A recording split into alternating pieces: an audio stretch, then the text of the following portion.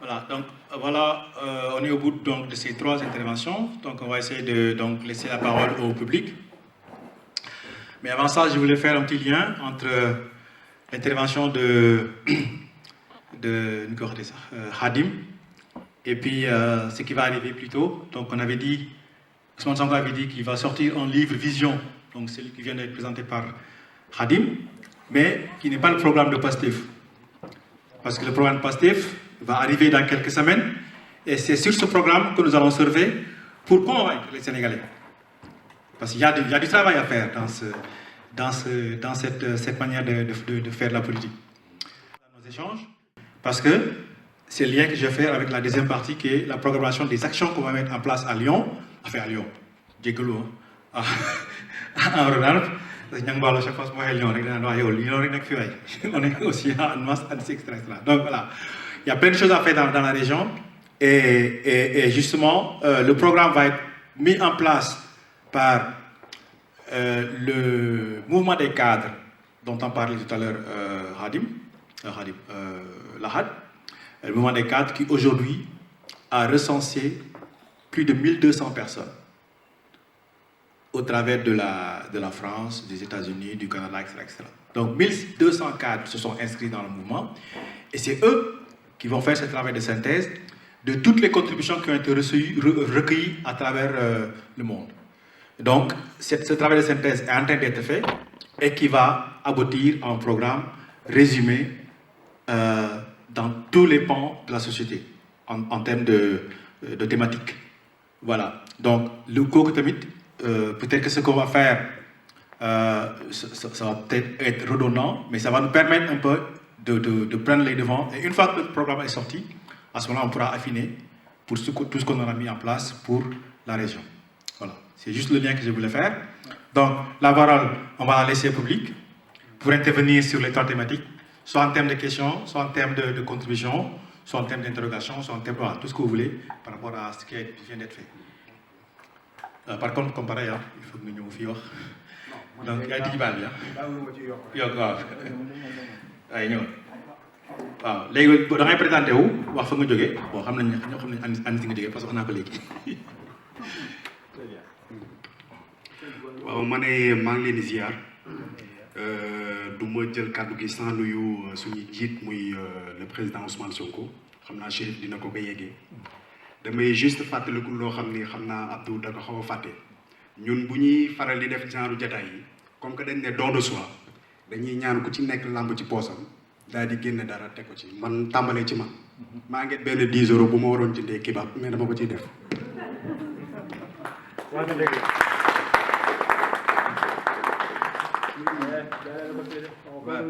donc 2 € sax xeebuñu ko na lépp ñëw rek ñu def tour de table. loolu laa ci doon yokk.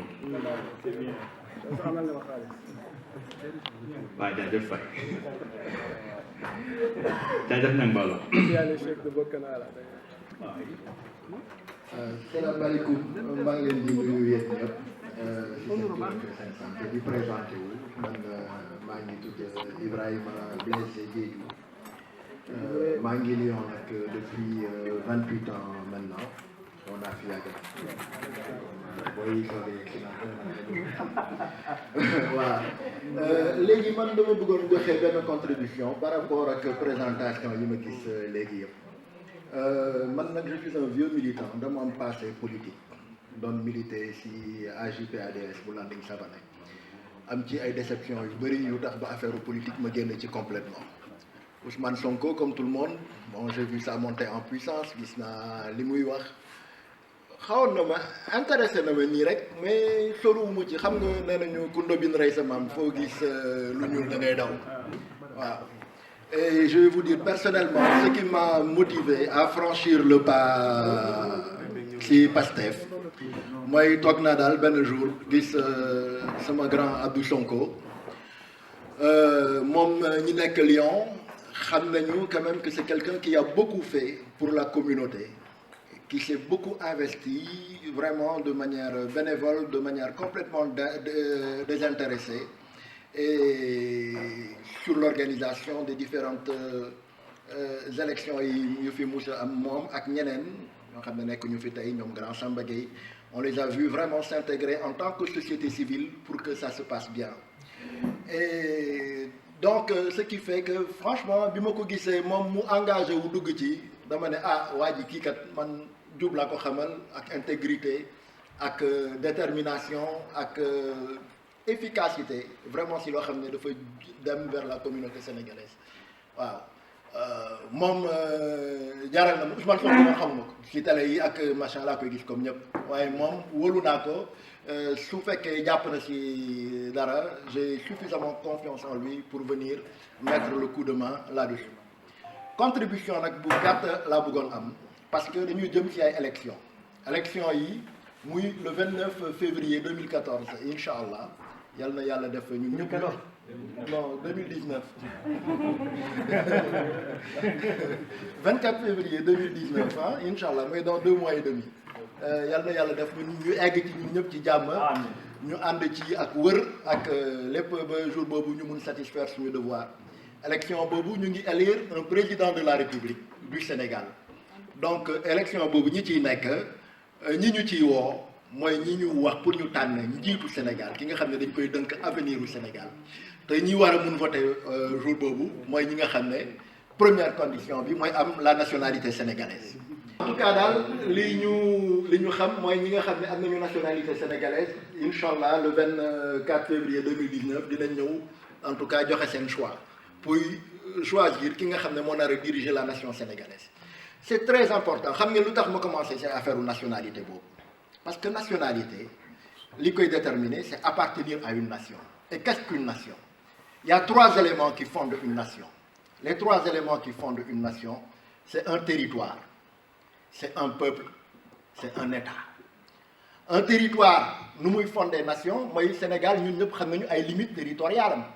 géej gi moo ko téye fii fleuve bi téye ko fële ak machin. Qu'est-ce qui donne la nationalité sénégalaise? C'est d'être né au Sénégal. ku juddu Sénégal fépp possible nga juddu Matam nga juddu Dakar nga juddu Fongolémi nga juddu Kédougou tu es sénégalais kooku loolu la suñu constitution wax loolu la suñu droit positif wax donc la notion de territoire elle est très importante. Le deuxième élément qui fonde une nation c'est un peuple parce que du ab suuf bu ñu teg nii rek dafa dégg ab suuf boo xam ne ay nit ñoo ci dëkk. Et quel est l'autre élément qui donne droit à la nationalité sénégalaise? C'est d'être né d'un père sénégalais ou d'une mère sénégalaise, d'avoir un époux sénégalais ou d'avoir une épouse sénégalaise. Le troisième élément qui fonde une nation, c'est un État. Et cet État-là, moom la ñuy tànnal chef le 24 février 2019. Un État ñu koy xam liy mandargal État. À part, évidemment, les signes qu'on voit d'habitude, c'est un hymne, c'est un drapeau, c'est les emblèmes. Sénégal soo leen seetloo bu baax ñaari emblème la ñu am. Emblème bi mooy gaynde gi qui représente la nation sénégalaise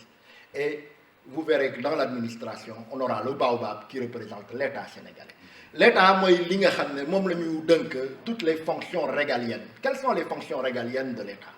Ce sont les fonctions de sûreté. Ce sont les fonctions de sécurité, ce sont les fonctions de justice, ce sont les fonctions de conduite des politiques, d'éducation, de santé, des politiques économiques. Ce sont des fonctions de représentativité. Parce que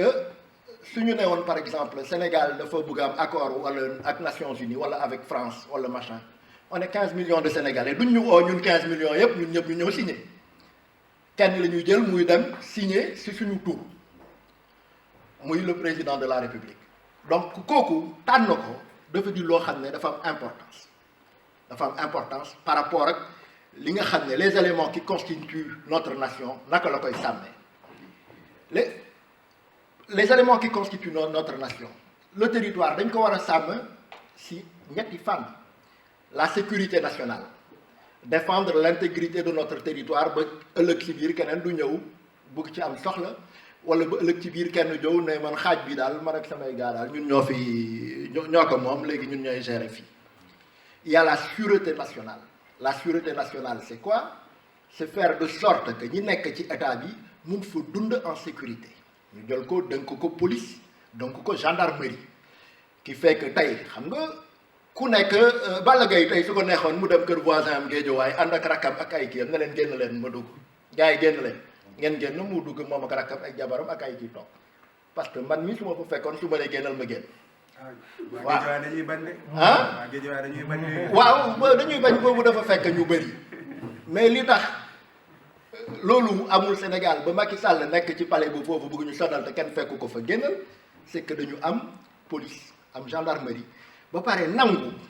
ñun ñëpp bokk loi nangu benn constitution mu nekk au-dessus de nous loi boobu ñu am une institution judiciaire boo xam ne moo ko war a appliquer à tous les Sénégalais appliquer ko à tous les Sénégalais ba pare nag ñun ñëpp ñu bokk ci ay àq bokk ci ay yelleef parce que nit ki mënuloo di am ay droit te doo am ay devoir suñu ay devoir ñu koy imposer mu neex ñu mun a xëy ñu koy imposer ku bëgg passeport tey di nga joxe timbre ñaata euro 30 euros waaw soo nekkee Sénégal loo fa mun di jënd suba ba ngoon muy ndox muy cigarette muy ceeb muy diwlin di nga fay TVA 18 et quelques % impôt devoir la yelleef la ñi fay liggéey nekk ay salariés de l'État wala nekk ay salariés des entreprises privées tous les mois seen impôt sur le revenu c'est retenu à la source si seen ay devoir mais lu tax nag ñooñu nga xam ne mënuñu échapper seen ay devoir ci état bi seen ay droit waruñu ma ko mun respecter de manière absolue li nekk ci justice Sénégal suñu commencé fii di ko wax suba la ñuy jëm parce que justice yi kumba am ndey la ak justice yi kumba amul ndey la justice boo xam ne sa appartenance parti politique wala sa mag bu nekk ministre wala sa nijaay bu nekk préfet mun na bu nekk magistrat mun na tax justice bi demee nii wala demee na le sa mën-mën ci koom-koom ci am ci alal mun na tax justice bi mu nar a nekk ba bañ a nekk justice boo xam ne daal ñëpp dinañu ne gongo xelu ñëpp dinañu ci daal beneen élément bi état war a toppatoo ci territoire muy environnement suñu environnement dañ ko war a sàmm gis nañu géej gi ni muy def Ndar ba Macron ñëw foofu sarax ñu 20 millions naan daf fay defar dig gis nañu les eaux salines ni ñuy remonter sur la Casamance gis nañu désertification bi au niveau du Ferlo ñu am ay projets yu mucc ayib yu important comme la fameuse barrière verte comme la replantation de la mangrove en Casamance démb rek maa ngi gis benn document pour ñu replanter la mangrove en Casamance gars yi ils voulaient mettre un projet sur 3 ans ils ont mis 60 millions de plants yu ñu représenté yu ñu planté et pour faire ça il a fallu que la fondation Océanium débourse 750 000 euros fondation Danone mooy ñiy jaay yaourt jàppale leen ci defal leen ci 750 000 euros ñu boole ko yëpp muy 1 500 000 euros pourtant opération bi dañ koy arrêté parce que amatuñu xaalis 1 500 000 euros c'est quoi c'est 1 milliard la grande barrière verte avancé tout parce qu'il y a plus d'argent lan mooy 1 milliard par rapport ak 29 milliards yi nga xam ne dañu ko seeyal nee nañu ci Prodac bi te kenn xamul fu mu nekk 52 milliards yoo xam ne dañ ko def ci ay carte d'identité yi kenn mënu ci jot lan mooy 1 milliard ci 94 milliards bu ñu naan le directeur des domaines daf ko luubal di ko accuser nommément tous les jours ñuy xaar mu porter plainte ñu leeral ñu ci ba léegi kenn gisul lan mooy 1 milliard ci 1200 milliards yoo xam ne dañ ko def ci TER def ko ci 34 milliards yu ñu def ci arène nationale ak leneen ak leneen ça veut dire que nguur gi xaalis bi ñuy jot defar réew mi ñoru leen li leen intéressé c'est faire des investissements de prestige yoo xam ne dañ koy jox ay tubaab ay chinois ay marocains ñu jël ay commission di leen ko jox ci suuf voilà donc du ma sore ci wax ji nag parce que ñun ñëpp li ñu naqari bëri na donc dinañu bàyyi ku nekk mu ñëw jàll à son tour. asalaamaaleykum merci président ñaari minutes rek laay wax incha allah man Ibrahima Sow laa tudd nekk secrétaire général association bi ñaan soppe collectif des associations sénégalaises bi ñaan soppe muy regrouper 12 associations sénégalaises ici à Lyon association bi rek du ay sénégalais rek ci bokk ba parce que am na sax suñuy mbokk communes yu ci bokk président pour faire vite ñaari raison rek moo tax ma teew fii tey benn bi comme ni ko Blaise waxee rek Abdou Sonko moom lu muy yëngutu képp kuy Lyonnais da nga ciy jàpp parce que Abdou Sonko nekk na 10 ans président Soppe ma nekk secrétaire général donc xam nañ bu baax ni muy liggéey bu mucc ay dama leen di jox rek benn exemple benn gis ngeen bu Sénégalais yi amee fii consulat buñ ko amee fii consulat bi ñëpp di ko xëccoo Abdou Sonko ak Samba Gueye ñoo tax consulat bi am ñoo ko fi indi loolu dama koy seede ñoom ñu yore ñoom ñi di def chaque samedi nii ñuy bàyyi seen kër di bàyyi seen njaboot jërëjëf soxna am nga ne Aïda di bàyyi seen i njaboot di toog di def permanence moo tax Pastef Sénégal daf ci fekk Abdou Sonko Pastef Sénégal Pastef pour Sénégal loolu daf ci fekk Abdou Sonko ay at muy bàyyi njaboot mag yépp di taxawu Sénégal yi di def liggéeyu consulat bi te kaw fayu ko dërëm bi ko Sénégal naree nommé fi consul dañu ne yow Abdou wala Samba Gueye kaay leen ne consul ñu ne bëgguñu baax na dañ koy def bénévolement rek lañ ko def jël see yépp jébbal ko gaay donc kooku Sénégal rek moo ko ñor moo tax ñun bu wootee lu mel nii ñun dañ ciy teew parce que xam nañ ni Sénégal moo ko ñor te ñun diaspora bi en tant que association ñun Sénégal rek moo ñu ñor donc loolu moom mooy yóbbu ci deuxième élément bi ma bëggoon a wax mooy boo gisee ma teew fii président Ousmane Sonko kenn mënatu ko génn ci vie politique sénégalaise te mën naa nekk président en 2019 bon nag damay ñëw man déglu xëy na sañu mbokk Sénégal ya nekk Sénégal intéressé nañu waaye dañ bëggoon xam lan lay def pour diaspora bi bis bu yéegee jërë ngeen jëf. Merci Sow. Ah, c'est la deuxième fois qu'on parle de moi, hein, mais bon, aujourd'hui c'est pas mon jour. Tey moom Pastef la ñu war a wax donc damay araftu ñi nga xam ne bu ñu ñëwee tam Abdou Sonko la ñuy wax tey moom Pastef mooy xew Pastef la ñuy wax Abdou Sonko nañu ko wax beneen yoon incha allah jërëjëf. da nga bëgg lancer dara rek. lancé waaw. waaw da nga koy sànni rek. sànni rek sànni. salaamaaleykum. waaleykum salaam. waaw fan. man dama bëggoon waaw sama wolof nag leerul noonu yëpp quoi. Paul bi moo gën Paul bi laa gën a aay nag quoi wala français bi tuuti. mais ma laaj si. Je m'appelle Amadou Fall. Wow. Yaguma fi c'est Lyon 2 ans seulement, mais Pastef ça fait 1 an que je suis dans Pastef. Ouais. Man nak politique num ko gissé man. Sama idée rek lay jox. Parce que man parfois damay giss dama metti. Man je dénonce aujourd'hui quoi. Si Pastef parfois les commentaires sur Facebook, les publications tout ça, moi ça me fait. On voudrait une révolution, des nouveaux types. Donc c'est à nous de changer. Si on continue comme ça, je vois des choses, c'est pas tout le monde, mais je vois des choses qui me font mal. Et il faut que je dénonce ça. Parce que d'ailleurs, un patriote doit avoir la conscience. Si on est élu, si on continue, il y a des gens. S'il continue comme ça, si on est élu, on sera pareil que les autres. Et moi, c'est ça que je dénonce. Je ne voudrais pas, si on est élu le 24, Inch'Allah, qu'on répète les mêmes choses que les autres faisaient. Parce que Macky Sall, il avait un bon discours. L'autre gars, mais instant yi Sonko, moom lu mooy wax patriote liggéeyal Sénégal loolu lay wax mais parfois je vois des gens comme moi je prends l'exemple sur moi waaw dañuy def affaire yu soof waaw si waaw ça me fait mal parfois excusez-moi pour le terme mais continuons comme ça et ça va changer inchallah j'espère que ça va changer ouais merci ouais. merci hein Amadou Fall waaw. Merci grand. Assalamu alaikum. Chers camarades, maa ngi leen di nuyu ku ci nekk ci turam ak santam di leen ziare di leen njukkal dégg nga waaw xam naa ne ça fait plaisir quand même de voir des têtes que ñoo xam ne gisaguma leen woon dégg nga parce que ba ñu nekk ci terrain bi quand même il y a des gens yoo xamante ne je pense même doo gis quoi. Avant toute chose man damay wax ne Ousmane Sonko yàlla moo ñu koy jël quoi dégg nga du ma ne prophète la du ma ne messie la dégg nga mais il est venu au bon moment période bi nga xamante ne ñu ngi wax Sénégal waxu ressource dégg nga en plus aussi mu ñëw ci période bi nga xamante ne monde bi dafa nekk di passer benn cap bu important ba ñu xoolee actuellement ci monde bi continent yëpp sur le plan politique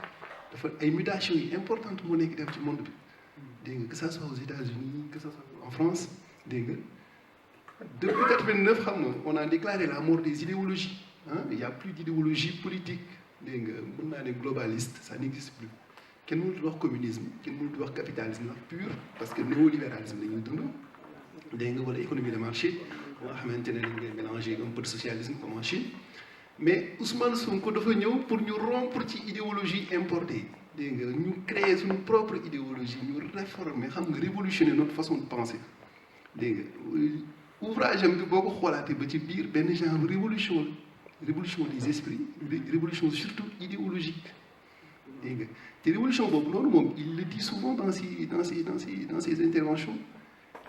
révolution boobu noonu nekkul moom mooy nekk ci kanam ñun peuple bi la plèbe ñun ñooy nekk ci kanam moom mu nekk ci ginnaaw contrairement ak li ko yenn politiciens yi di gisee souvent bu ñu nekkee dans le champ politique ñoom ñooy nekk ci kanam population yi nekk ci ginnaaw dégg nga Sénégal révolution moo ko mën a changé leneen mënu ko changé comme ni nga ko waxee waxuma nag révolution bu nga xamante ne dañuy jël les armes non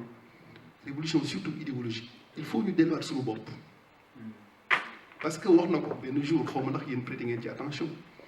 depuis 1960 ba ñu amee indépendance man sax dama ko tuddee indépendance man dama koy tuddee la fin de l'occupation française laa koy tuddee man je crois pas aux indépendances en Afrique la fin de l'occupation française bañ quitté palais bu nekk Dakar dégg nga cédé administration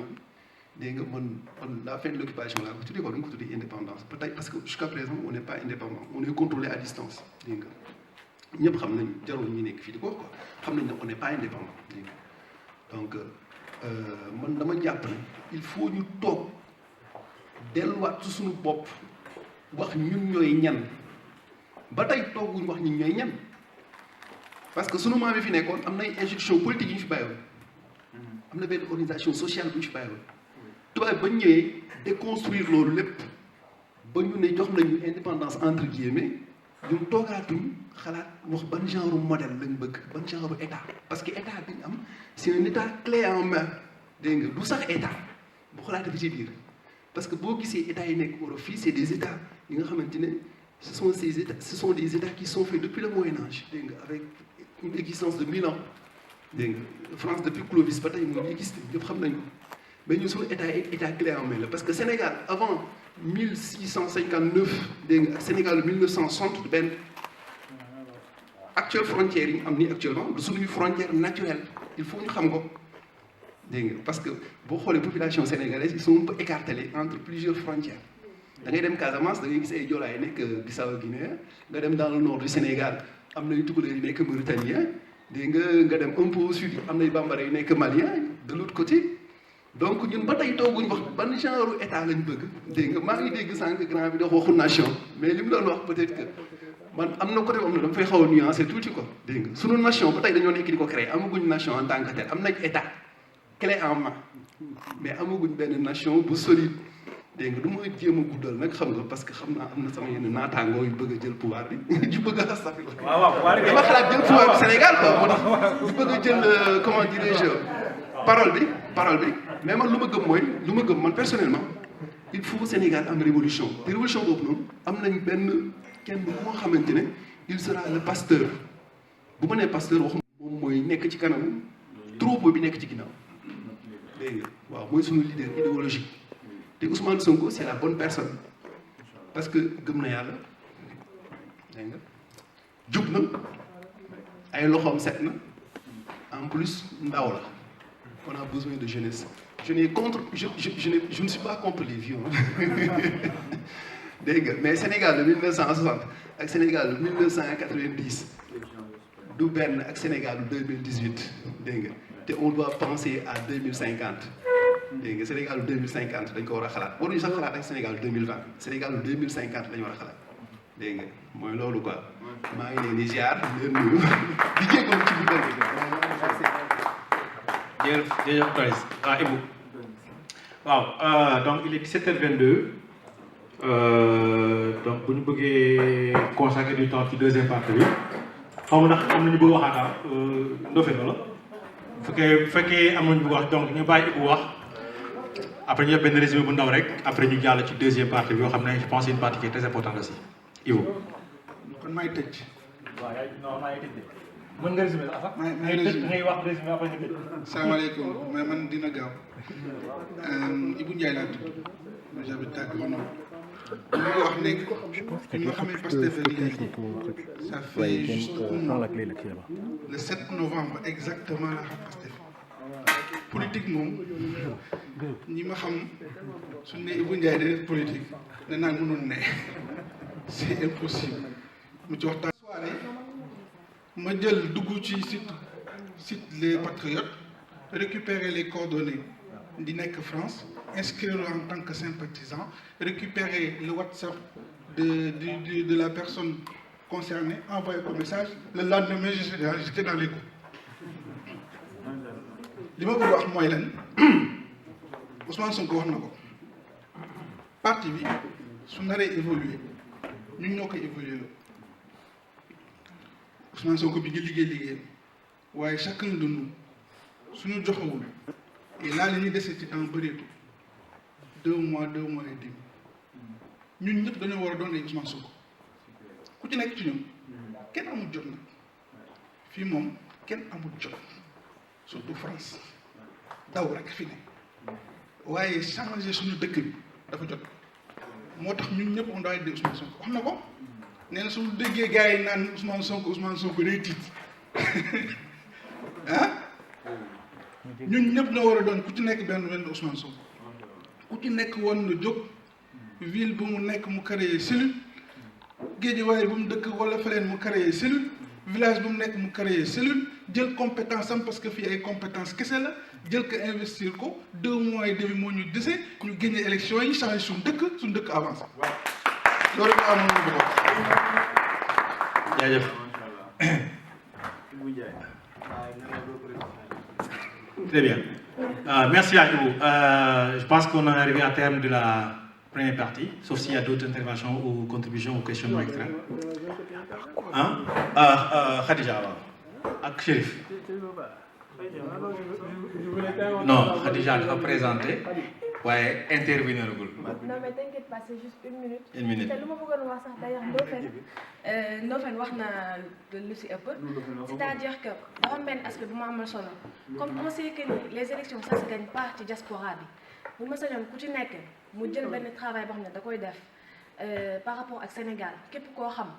ñu bañ ko tayal on discute wax ak nit yi soññu leen parce que dangay gis ñoo xamante ni gëm nañu idéologie Pastef gëm nañu Ousmane Sonko mais il reste là les bras croisés maintenant je voudrais que ñooñu noonu ñu motiver leen ku ci nekk que ce soit fii ak Sénégal mais ñu motiver nit yi wax ak ñoom pour ñoom ñu dem wax ak suñu parents yi wax ak suñu entourage fexe leen soññ ñu dem voter parce que am na ñoo xam ne aussi am nañ seen i carte mais Sénégal jour voté dafay jot nit yi dañ naan j'ai la flemme wala nangam sangam day am fii day am Sénégal donc man li ma si doon yokk rek si li Ndofène wax mooy ñu motiver gars yi def un travail personnel ku ci nekk sa entourage nga wax ak ñoom fexe soñu leen ça prend du temps parce que les Sénégalais booy wax di naan ñoom ñëpp a yam ba ci commencé sama sœur quand je lui parle elle me dit arrête ñoom ñëpp a yam et tout mais il faut pas ñu bañ a tayal fexe convaincre leen fexe defloo leen travail parce que les élections ça se gagne au Sénégal merci. Merci Khadija. Je pense que ça va être la transition pour rapport à la deuxième partie parce que justement la deuxième partie bi loolu la ñuy war a consacrer. Comment faire comment faire la deuxième partie voilà waaw ñëwal de toute façon on fera la transition tout de suite. Je tenais tout ça à signaler et à remercier. On a l'honneur d'avoir la présence du président des étudiants sénégalais en France, qui toutefois se refuse d'intervenir, mais j'aimerais quand même bien l'entendre. Moi, ce que je voulais tout simplement dire, c'est que nous parlons très souvent, comme le dit le président Sonko, sous le coup de l'émotion. j'ai entendu mon professeur parler de la personne idéale en Sonko. Nous l'idéalisons certainement. Moi, je suis là parce que, effectivement, quand cette personne parle, j'ai l'impression qu'il est présent dans ma tête et qu'il sort les mots de ma bouche. À ce titre, je suis tellement satisfait. Je me dis, il ne peut pas y avoir une autre personne que lui. Mais bon, la dernière fois, le dimanche, quand on était à Paris, j'ai voulu insister en présentant les militants et l'équipe présente sur le terrain, en disant au président, ce sont des gens qui sont sur le terrain matin et midi soir, ils ne comptent pas leurs heures. Mais dans sa réponse, j'ai senti qu'il voulait nous dire tous que lui, il fait son parti du travail. Nous, tout un chacun doit faire son parti du travail. Il n'est pas dit que lui, avec tout le marathon qu'il a fait, avec les horaires, le décalage horaire, la fatigue que ça impose, etc.,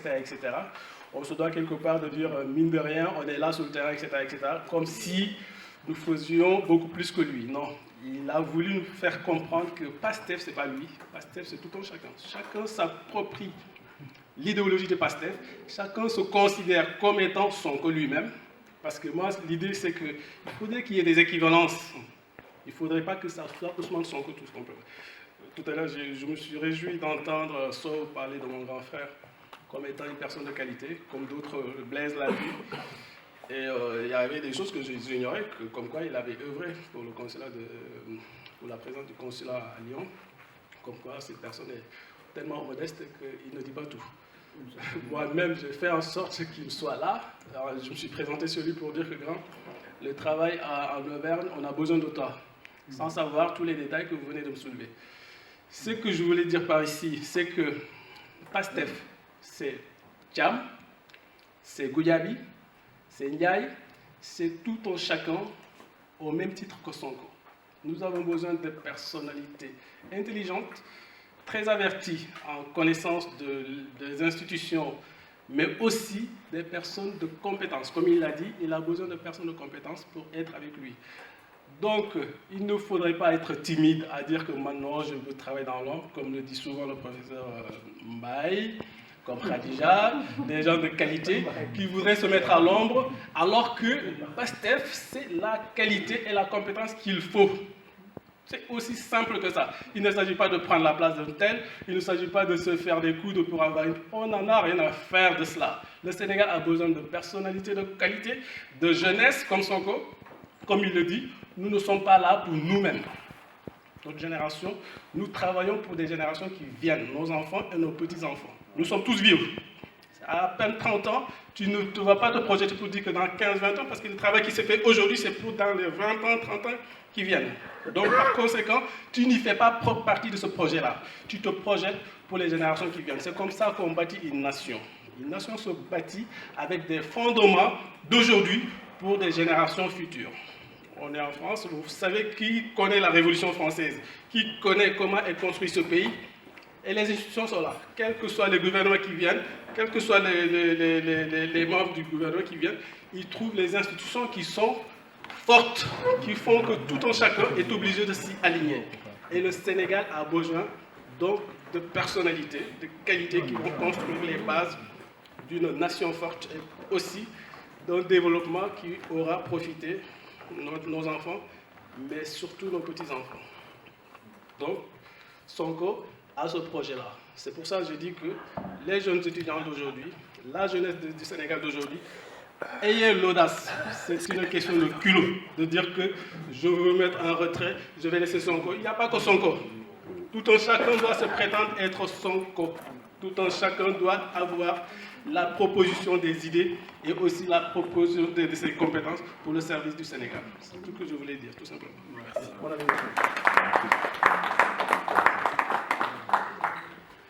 C'est bon, tu en es? waaw man nag sama contribution bëgg woon sax lu wax sax lu gàtt la quoi dégg naa ñu wax fii ay qualité ci Abdou Sonko ça c'est bien parce que bu ñuy def sos dara gis ne base bi lu solide la confiance mi ngi ci loolu dinañu permettre ñu aller de l'avant waaye nag fi mu nekk l'heure est au travail c'est urgent comme ni ñu ko waxee parce que fi mu nekk nii sànq dégg naa Khadija wax mais dañu war a def produire ay orateurs hors pair yoo xam ne tey bu ñu toogee di jaay Sonko nii tey war nañ ko mën a jaay quoi wax par exemple envoûter benn salle ñu xam ne par exemple kii di wax dañ naan kii kan la fekk kooku il fait partie de l'équipe du benn élément la rek ci biir quoi waxoon naa leen ko bu njëkk bi ñuy nekk ci ñun on est les membres fondateurs de Pastef fii Lyon expliqué woon naa leen ko ba jox leen benn anecdote parce que man basket laa def quoi moo tax ma expliqué leen ko boobu exemple laa gën a mën a jël un jour Phil Jackson bu fekkee ne am na ñu doon suivre Chicago Bulls à l'époque dafa mus a taxaw ñu war a dem final élément bi gën a ñàng ci équipe pièce maîtresse bi c'était Michael Jordan léegi Michael Jordan feebar amoon virus quoi ci biir bi ñoom ñëpp ñu jaaxle c'est le ma jël ko ne Sonko la presque donc ñu ne bu Michael Jordan jéegul Chicago dina perte affaire bi ñu ñëw jusqu'à la dernière minute mi ngi ci vestiaire yi tubi bi ngi koy xool di xool nan lañ koy dóoree ay remontant mën ko galvaniser mu dugg bon xamaguñu woon quoi mais il était sur le plan xool ndax dina dugg ak du dugg bref ñu ñëw ne ko mais monsieur Jackson Phil Jackson ne ko mais Bulls sans Michael Jordan est-ce que foogu leen ne di ngeen perte match bi mu def nii sëgg sigi répondre ak une sincérité ne leen vous savez xool leen ci bët monsieur les Bulls sont comme des légions rouges nous enterrons nos morts et nous poursuivrons la guerre noonu la ñu war a def ci Sonko c'est-à-dire ku Sonko ñun ku ci nekk comme ni mu ko waxee tout à l'heure war nañu mën a pour loolu nag mu am dañu war a créer benn école du parti sànq bi Khadija di wax je m'attendais à ce que mu voilà quoi tu vois mu wër ma ndomba quoi comme on dit ma signé tu vois heure bii foofu lañ toll moo tax moo doon wax ak mon frère Blaise ne ko moment bii dañu war a créer meeting parce que Sonko ku ko bëgg a gis nga ko ci réseaux sociaux yi boo gisee livre am lire ko di nga xam au moins résumé di nga xam kan mooy Sonko mais buñ fi toogee di créer ay cellules di régler mais affaire bi ça va nous passer sous le nez parce que fi mu nekk nii l'heure est au travail fi mu nekk dañu war a dem convaincre nit ñi du ma ne nag liggéey bi ñuy liggéey baaxul mais actuellement war nañu mën a voilà accélérer cadence bi comme ñu ko gars yi daan waxee mais de vraie accélération voilà wax ma toog sa kër naan nañu accélérer da ngay bokk ci affaire bi voilà il faut mettre la main dans la pâte quoi loolu laa bëggoon wax quoi voilà Sonko nag moom kenn dootu ko présenter benn affaire kese war na tax ñu topp ko moom laa doon expliquer ak Blaise c'est-à-dire que nit koo xam ne dañ ko dugal fi nga xam ne fa la kaymaa yi nekk l'administration la plus corrompue am nañu ko foogoon ne sax ay douane la ak affaire yooyu man bu njëkk loolu laa foogoon c'est-à-dire que impôt ku fa génn taxaw na yow fukki dërëm mosoo ko jël man loolu rek doy na quoi parce que man bon intelligence Sonko du ma ne bon dama ciy discuter bon intelligent na mais aussi ci biir mbooloo mi je suis sûr que bu ñu doon def li ñu koy waxati chasse de cerveau dinañ gis ñu ko woon ndomba aussi àdduna moo demee noonu ceci dit ku ci nekk ci àdduna yàlla daf lay créer jox la benn domaine boo xam ne yow yaa ko moom sa qualité tu vois kooku dañ koy gis ci sport d'équipe moo tax ku ci nekk ñu teg la ci benn poste boo xam ne yow foofu yaa fa mën dans tout ça on fait une équipe avec un bon entraîneur équipe bi gagné man loolu laa leen di souhaiter ñu liggéey la main dans la main et puis aller de l'avant quoi voilà. jërëjëf moo fen waaw def naa ne def na transition bi léegi parce que ma doon deuxième partie bi parce que Ndofène nee na dañu war a mettre la main dans la pâte loolu la ñu koy waxee noonu la main à la pâte je sais pas comment on dit ça en français donc loolu la ñu war a def donc deuxième partie bi dañu bëggoon xool parce que je l'ai dit tout à l'heure comme ñu ngi ci pré-campagne campagne bi ça va débuter certainement au mois de janvier on aura 2 mois de campagne donc il y a beaucoup de travail à faire non seulement dans la diaspora mais aussi au Sénégal parce que am na ko wax tout à l'heure l'élection se gagne au Sénégal on est en France 66 000 à peu près électeurs mais 66 000 sur 6 millions c'est rien du tout mais ñëpp xam nañu le poids waaw am na lu mu bu yokk de gars yi baleen maa encore foofu nag laay waxaatee Khadija daf ko sànq wax na affaire boobu waxoon naa ko fii ci réunion je ne fais que rappeler les choses quoi ñun diaspora bi dañu waxante dëgg les yeux dans les yeux dañu am benn poids bu ñuy représenter Sénégal ku ci nekk tey nañu waxante dëgg bon man y a toute ma famille ici alhamdulilah sama frère yi yëpp mais du tey nañu am benn bàjjen benn maam wala benn xarit boo xam ne c'est un ami d'enfance loxoom jotul ginnaawam ñu koy dimbale ci biir dimbale boobu nag nit ki comme li ñuy wax loxo baawal xaw ma kajoor day weesaloo toog nañ benn moment boo xam ne avenir u Sénégal moo géew c'est-à-dire bu ñu ko joxee ci ay tegee ci ay loxo voyou ay bandi yi dinañ ko jaay tubaab yi ñu dem ba nga xam ne étranger la ñu doon suñu biir dëkk te pour loolu mën a dakk ñun ñii ñooy force bi ku ci nekk je suis sûr que boo wootee Sénégal yaa ngi yónnee mandat yaa ngi wax ak ay nit mais nit ñooñu mais tegal en priorité waxtaan bi loo koy convaincre ba mu voter Sonko kenn ku ci nekk boo waxee ak dëkk ba ku ci nekk j'en suis sûr que xam nga 100 personnes wala am na 100 personnes yu lay laaj di la saytu di xool noo def ndax yaa ngi ci jàmm en France wala yooyu voilà dans ce cas c'est l'occasion bon ñu saisir affaire bi foofu quoi. Très bien. jaajëf Ndof donc fa laa bëggoon insister rek donc pour dire que l'élection se gagne au Sénégal donc influence bi Ndofène wax par rapport à la diaspora ci Sénégal ci population Sénégal bi moom la ñu war a utiliser pas utiliser rek de manière un peu opportuniste non c'est parce que justement dañu war a convaincre ay nit pour justement kii wax na ko tout à l'heure Blaise pour choisir tànn ki nga xam ne moo war a jiit suba parce que c'est très important parce que moom mooy yor suñu signature c'est lui qui signe à notre nom c'est lui qui vend à notre nom et aussi c'est lui qui dilapide à notre nom parce que bu ñuy dilapider tamit il dilapide à notre nom donc loolu il faut que ñu mën ci liggéey donc en renard nag section bi ñu nekk nii ñu war a xool yan action ya la ñu war a mettre en place pour que non seulement convaincre nit ñi nekk fii mais aussi mu déteindre ci Sénégal donc il y a beaucoup d'opérations qui se mettent en place am na ñu naan par exemple un membre une cellule loolu opération la c'est-à-dire que chaque membre de Pastef bu ko mënee dafa war a créer au Sénégal en tout cas contribuer à créer au Sénégal une cellule c'est 25 personnes normalement ci statut yi boo ci créer benn si on est combien 1500 à peu près aujourd'hui sans compter ñi nga xam ne ils sont encore sympathisants pas encore membres ku ci nekk ku ci créer cellule français lay wax de ku ci nekk ku ci créer cellule c'est un potentiel énorme d'électorat bu ñu ko multiplier nag à travers monde bi yëpp ben ça va être une base donc loolu la ñu war a xool concrètement naka lañ koy defee kooku waxtaan rek moo koy indi ku nekk wax sa xalaat xool naka la ñuy def porte à porte communication je sais pas quoi tout ce qui peut faire de telle sorte que ñi nga xam ne ñoom gëm nañu wala ñoo xam ne am nañu relation ak ñoom ñu mun leen convaincre pour voter pour Ousmane Sonko parce que justement c'est la solution